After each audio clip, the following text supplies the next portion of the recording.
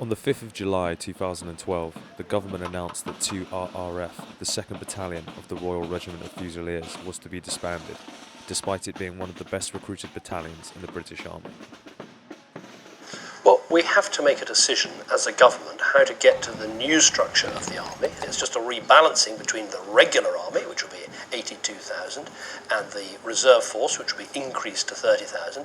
We already know their plans are on the rocks. The service recruitment numbers are down. I'm not convinced by any means that the TA recruitment can in any way match the loss of a battalion like this. The idea of scrapping 20,000 regular troops and replacing them with 30,000 reservists will prove to be a false economy. It's going to cost a lot more than they think. Obviously, we have to make decisions about which regiments and which battalions have to be taken out of the order of battle. Letters from the MOD confirm that when they looked to disband 5 infantry battalions, 2 RRF, the 2nd Battalion, the Royal Regiment of Fusiliers, was not among that list.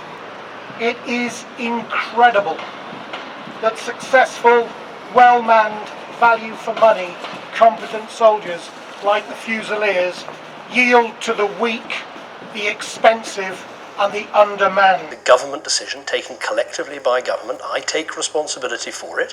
Contrary to what the Prime Minister stated, the Defence Secretary Philip Hammond at the Conservative Party conference asserted to Colonel Brazier the axing of 2 RRF was purely an army decision. The truth, for some reason, is being hidden as to why my battalion or my regiment has been selected. On the one hand, we hear that the Secretary of State for Defence saying that this was an army decision. I asked a question under the Freedom of Information Act and said all I want are the minutes of the final meeting at which the decision was finally made to disband 2 RRF. And secondly, the Prime Minister, on the other hand, saying that it's a government decision.